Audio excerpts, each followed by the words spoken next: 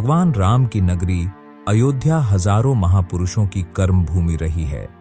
यहाँ पर भगवान राम का जन्म हुआ था। यह राम जन्मभूमि है। इस राम जन्मभूमि पर एक भव्य मंदिर बना था जिसे तोड़ दिया गया था। आओ जानते हैं कि वह भव्य मंदिर किसने बनाया था। शोधानुसार पता चलता है कि भगवान श्री राम जी का जन्म 5114 ईस्वी पूर्व हुआ था। चैत्र मास की नवमी को रामनवमी के रूप में मनाया जाता है।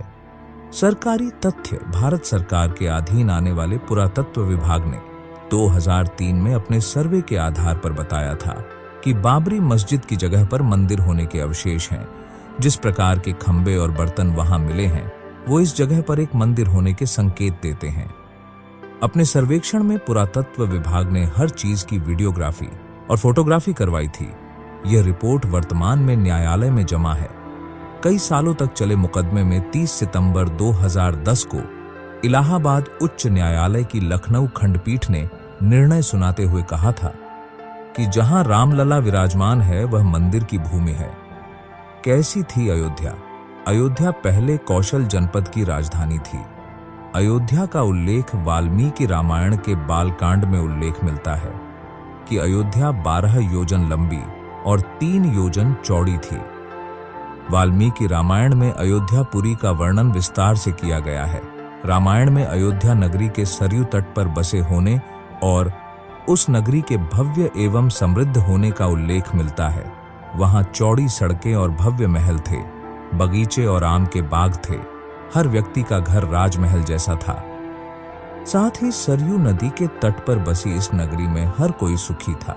यह महापुरी 12 योजन 96 मील चौड़ी थी।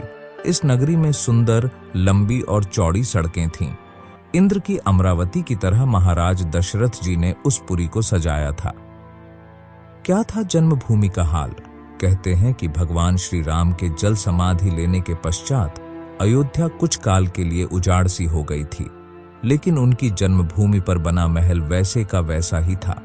भगवान श्री राम के पुत्र कुश ने एक बार पुनः राजधानी अयोध्या का पुनर्निर्माण कराया। इस निर्माण के बाद सूर्यवंश की अगली 44 पीढ़ियों तक इसका अस्तित्व आखिरी राजा महाराजा बृहदबल तक अपने चरम पर रहा।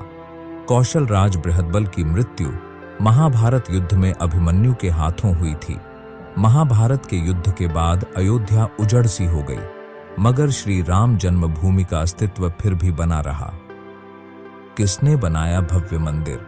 इसके बाद यह उल्लेख मिलता है कि लगभग 100 वर्ष पूर्व उज्जैन के चक्रवर्ती सम्राट विक्रमादित्य एक दिन आखेट करते करते अयोध्या पहुंच गए।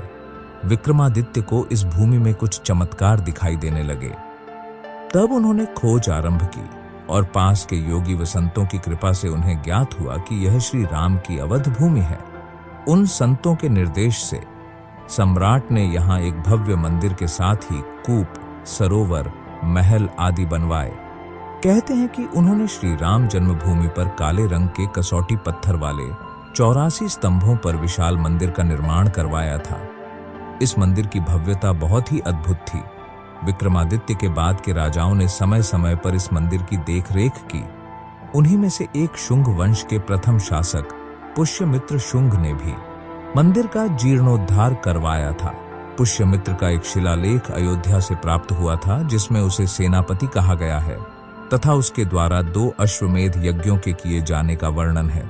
अनेक अभिलेखों से ज्ञात होता है कि गुप्त वंशीय चंद्रगुप्त द्वितीय के समय और तत्पश्चात काफी समय तक अयोध्या गुप्त साम्राज्य की राजधानी थी। गुप्तकालीन महाकवि कालिदास ने अयोध्या का रघुवंश में कई बार उल्लेख किया है। किसने दी गवाही कि भव्य मंदिर था? इसके बाद कहते हैं कि चीनी भिक्षु फाहियान ने यहाँ देखा कि कई बौद्ध मठों का रिकॉर्ड रखा गया है। यहाँ पर 7वीं शताब्दी में चीनी यात्री हेनत्सांग आया था।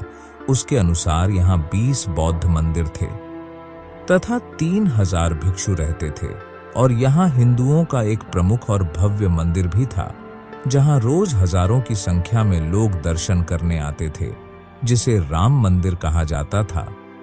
कब शुरू हुआ मंदिर का पतन? इसके बाद 11वीं शताब्दी में कन्नौज नरेश जयचंद आया। तो उसने मंदिर पर सम्राट विक्रमादित्य के प्रशस्ति शिलालेख को उखाड़कर अपना नाम लिखवा दिया। पानीपत के युद्ध के बाद जयचंद का भी अंत हो गया। इसके बाद भारतवर्ष पर आक्रांताओं का आक्रमण और बढ़ गया। आक्रमणकारियों ने काशी, मथुरा के साथ ही अयोध्या में भी लूटपाट की और पुजारियों की हत्या कर मूर्तियां तोड़ने का क्रम जारी रखा। लेकिन 14वीं सदी तक वे अयोध्या में राम मंदिर को तोड़ने में सफल नहीं हो पाए। विभिन्न आक्रमणों के बाद भी सभी झंझावातों को झेलते हुए श्री राम की जन्मभूमि पर बना भव्य मंदिर 14वीं शताब्दी तक बचा रहा। कहते हैं कि सिकंदर लोदी के शासनकाल के दौरान यहाँ मंदिर मौजूद था। 14वीं शताब्दी में हिंदुस्तान पर मुगलों का अधिकार हो गया और उसके बाद ही राम जन्मभूमि एवं अयोध्या को नष्ट करने के लिए कई अभियान चलाए गए।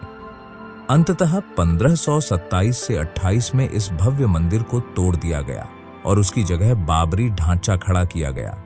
कहते हैं कि मुगल साम्राज्य के संस्थापक बाबर के एक सेनापति ने बिहार अभियान के समय अयोध्या में श्री राम के जन्मस्थान पर स्थित प्राचीन और भव्य मंदिर को तोड़कर मस्जिद बनवाई थी। उसी ने बाबरी ढांचा का निर्माण कराया था। यह बाबरी ढांचा उस जगह पर साल 1992 तक मौजूद रहा। अब ठीक उसी स्थान पर श्री राम मंदिर का निर्माण किया जा रहा है।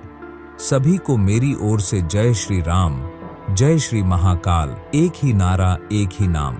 जय श्री राम, जय श्री राम।